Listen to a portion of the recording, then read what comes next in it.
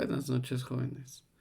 Recordándoles también que les voy a estar subiendo estas grabaciones para que ustedes las tengan disponibles. Vamos a ir un poquito más rápido. No quisiera demorarme mucho con esta parte de administración de capital de trabajo. Sin embargo, algo que se agregaría es lo siguiente. Recuérdense que nosotros estuvimos discutiendo un poquito sobre cómo se estructuraba los activos. Déjenme ver si les puedo agregar una gráfica acá. En la clase anterior yo les decía lo siguiente. Ustedes van a tener que la integración de activos es de la siguiente manera. Activos va a ser igual a tres áreas grandes.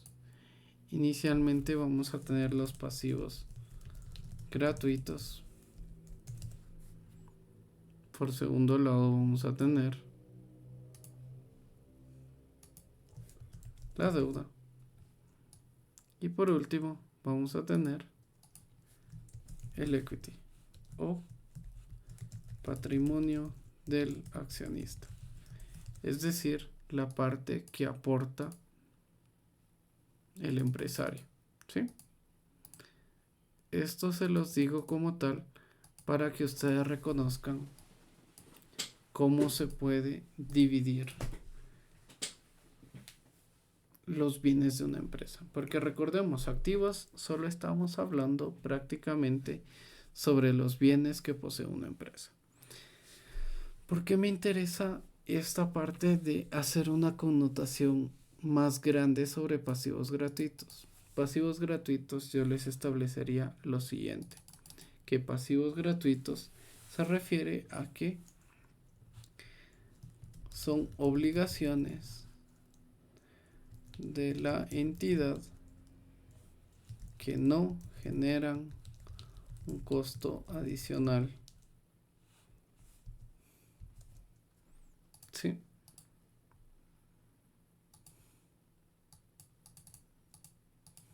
Si quieren agregar esto por su financiamiento. Esta es la gran diferencia con estos tres grupos. Que por un lado, los pasivos gratuitos son obligaciones que la entidad va a tener a corto plazo. Sin embargo, no me van a generar un costo atribuido directamente. Por ejemplo, yo les podría decir el caso de los proveedores, cuentas por pagar, impuestos por pagar. Incluso les podría decir esto de algo muy importante. Las bisacuotas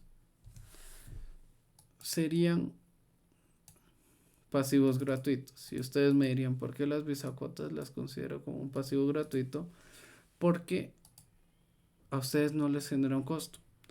Recuérdense que la mayor parte de emisores de tarjeta de crédito establece esto, que el costo lo debe de asumir el empresario.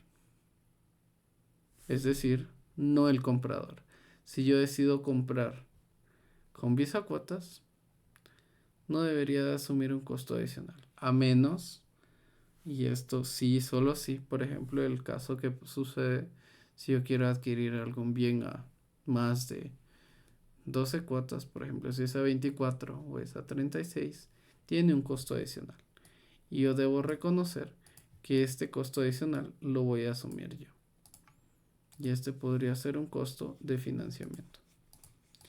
También tenemos este caso en cuestión de la deuda. La deuda son obligaciones por financiamientos que generarán un costo. Comúnmente son anuales. Estos costos.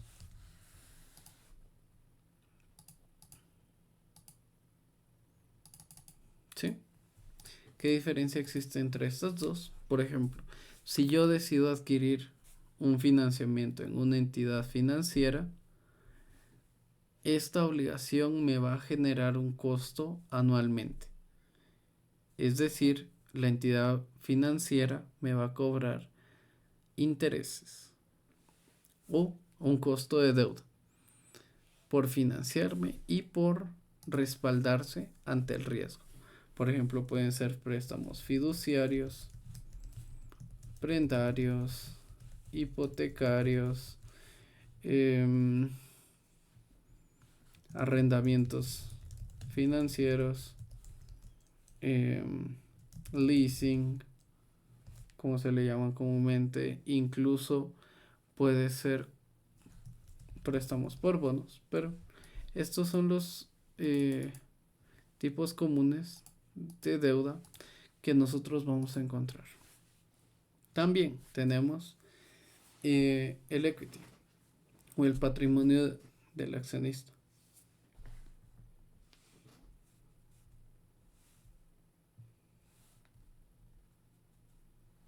que prácticamente es el aporte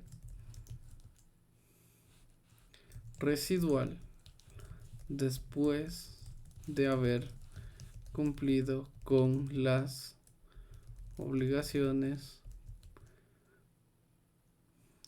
por deuda,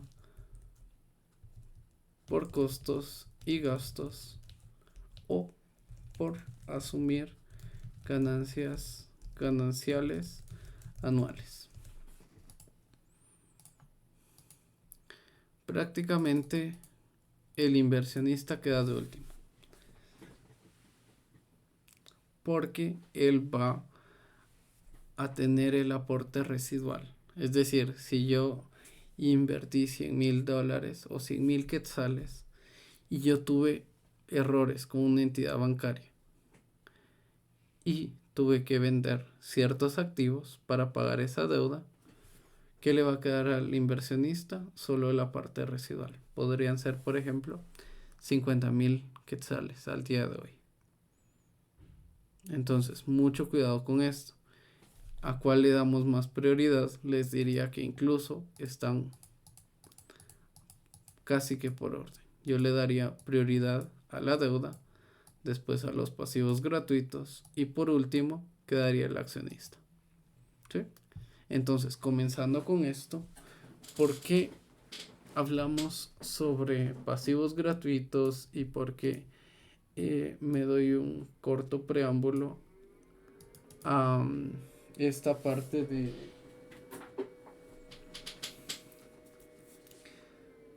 de la estructuración de los activos? Porque nosotros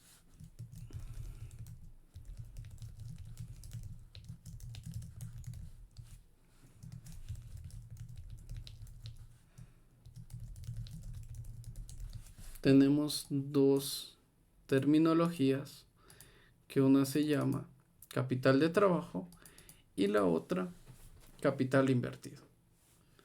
En este caso, si mi capital de trabajo es gratuito, yo tengo que tener la capacidad de poder administrarlo correctamente. ¿Por qué? Porque de lo contrario, yo puedo caer en costos adicionales. Por ejemplo, ¿qué pasa si yo no tengo el efectivo disponible para pagarle a un proveedor? Estoy dispuesto a asumir la pérdida de líneas de crédito con ese proveedor, o es preferible pagarle a ese proveedor, mantener la línea de crédito y asumir deuda. Estas son las decisiones que tengo que tomar, porque de lo contrario, si yo no administro bien estos pasivos gratuitos, yo voy a tener que asumir un costo, ya sea de deuda o pedirle al accionista más dinero o que aporte más participación para poder cumplir con estas obligaciones que realmente no me deberían de generar un costo adicional. Por esta razón comenzamos con capital de trabajo. Y esto quiere decir que también los pasivos, los activos los voy a separar. Yo les diría para esta parte, si bien es cierto me voy a quedar con esto, que de todas maneras son activos. Yo voy a decir activos corrientes directamente van a estar relacionados con los pasivos gratuitos. Porque yo tengo la capacidad, debo de tener la capacidad de manejar estos y de que tengan un balance. Si bien es cierto, no siempre van a ser completamente iguales, debería de tener un cierto balance para poder cubrirlos a futuro. Entonces, con este preámbulo, yo les voy a decir, bueno, entonces tenemos que enfocarnos en lo siguiente, en el proceso de administración de capital de trabajo, en el cual nosotros podemos pedir dinero prestado para comprar inventario. Lo vamos a vender para pagar un préstamo y después vamos a repetir el ciclo. Es decir, nosotros vamos a buscar una forma de arbitrar con este dinero que no es de nosotros, ni se lo debemos directamente a una institución. Una empresa que pide y a continuación recibe materiales que necesita para fabricar los productos que vende y compra a crédito a sus proveedores, de modo que crea una cuenta por pagar para las compras a crédito. Dichas compras no tienen un efecto inmediato en el flujo de efectivo porque su pago se realiza en una fecha posterior. Se usa mano de obra para transformar estos materiales en bienes terminados. Sin embargo, los sueldos no se pagan por completo en el trabajo que se desempeña, de modo que los sueldos acumulados aumentan. Y 3. Los productos terminados se venden, pero a crédito, lo cual las ventas crean cuentas por cobrar y no flujos de entrada de efectivo inmediato. Es decir, si yo vendo, no siempre voy a tener una entrada de efectivo. Entonces, esto es lo más complicado. Y en algún punto de este ciclo, la empresa tiene que pagar sus obligaciones. Recuérdense que tiene que pagar sus cuentas y los sueldos acumulados. Si efectúa estos pagos antes de haber cobrado el efectivo, se registra un flujo de salida de efectivo neto y es preciso financiar este flujo. Lo que hablábamos. Si al final yo no tengo la capacidad de cubrir estos pasivos gratuitos, yo debo recurrir a deuda o a que el accionista aporte para cubrir estas obligaciones. Entonces, por esta razón es muy importante cómo administro mi capital de trabajo.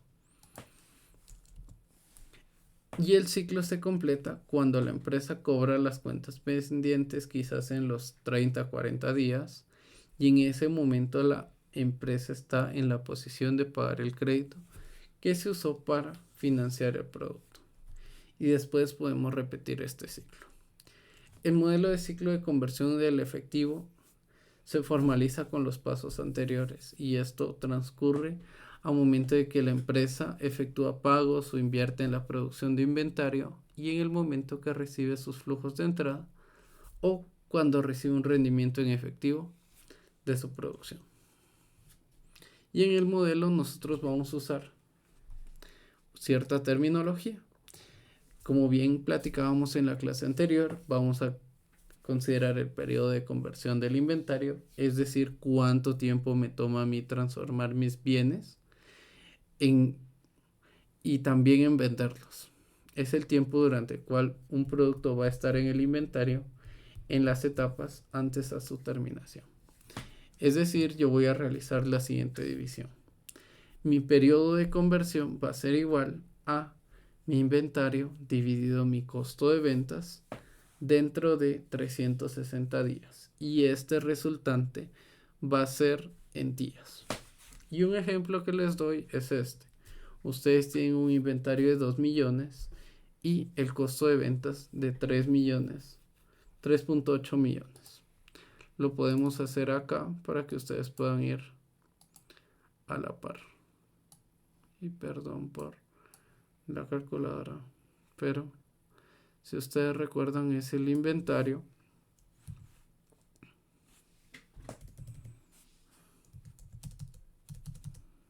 $3.800.000 dividido 360 y yo les diría 2 millones. Acá lo voy a copiar.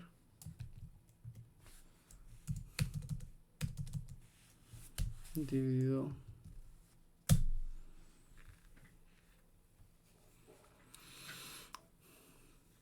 10.555, 189 días.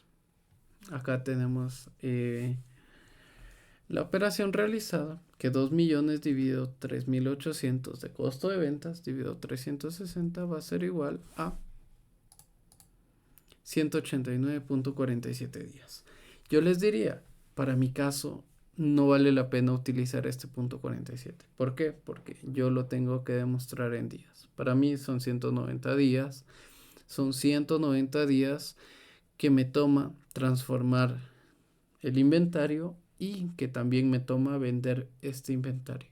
Para este caso, yo realizo la siguiente gráfica también, que es una línea de tiempo que ustedes quizás las hayan utilizado en el curso de administración financiera anteriormente. Yo les diría, para este caso nosotros hacemos lo siguiente, una línea de tiempo en la cual decimos día 0,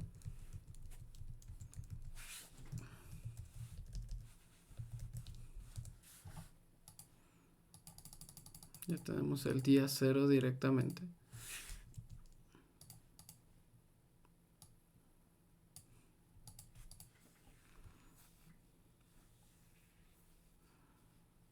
Y acá lo puedo tomar también día 365. ¿Por qué? Porque lo voy a estar manejando en años. Y esto más para que ustedes puedan ver la interpretación de esta gráfica. Si yo lo tomo 1, 2, 3, 4, 5, 6, 7, 8, 9, 10, 11, 12. Eliminamos 1 para tener los 12 meses. Yo podría decir, bueno, 190 dividido 30, 6.33. 1, 2, 3, 4, 5, 6. Aproximadamente, si puedo dibujar, en mi gráfica el punto de los 189 días debe estar reflejado en este par, día 190. ¿Sí? Y en este, recuérdense que podemos usar año comercial. Y es mejor usar año comercial por los cálculos.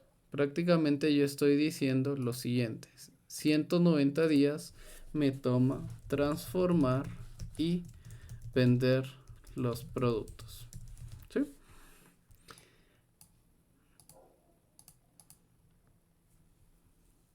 Esto me sirve para graficarlo y tenerlo de manera más sencilla.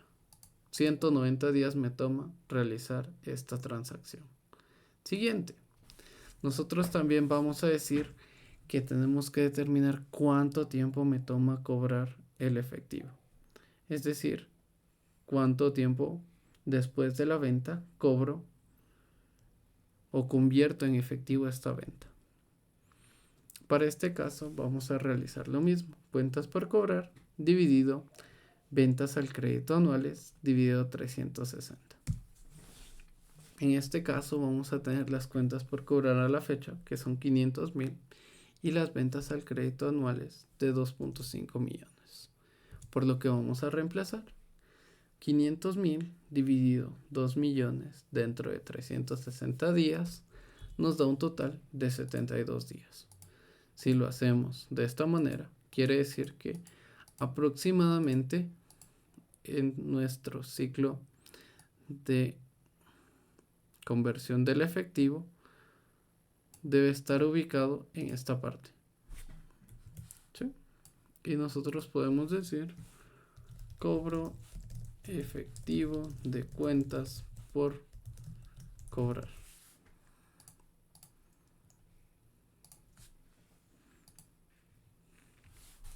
Y puedo hacer esto: 72 más 190, 262. Día 262.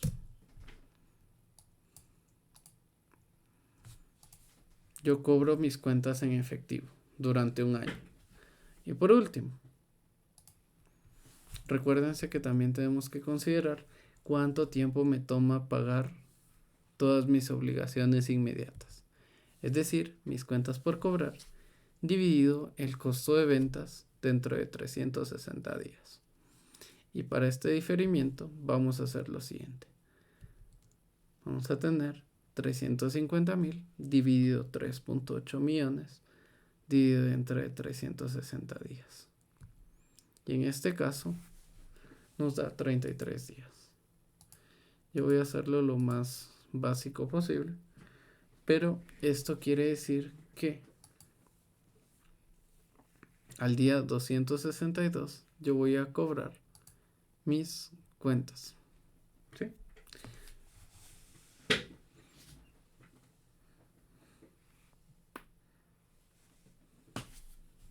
Es decir, a partir de este punto yo voy a tener efectivo disponible.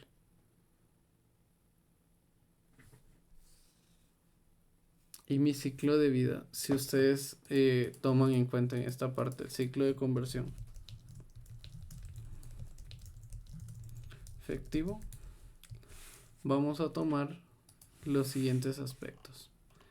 En este caso es el periodo conversión del inventario, periodo de conversión de cuentas por cobrar y periodo de diferimiento de cuentas por pagar. Y en este caso mi inventario, lo vamos a hacer un poquito más grande, menos. En este caso yo les voy a decir, bueno, inicialmente son 190 días más 72 días menos 33 días. En este caso vamos a ver 33.16 días. Y si ustedes quieren ser más conservadores, lo pueden dejar en 34 días. ¿Cuánto es mi ciclo de conversión de efectivo? 228 días. ¿Qué quiere decir esto? Yo me voy a tomar en promedio 228 días para convertir en efectivo mis ventas y poder cumplir con mis obligaciones inmediatas. ¿Qué realizo yo? En esta parte les diría, yo realizaría esto, la eliminación de los 34 días. Y les diría, entonces, luego de hacer esto, les diría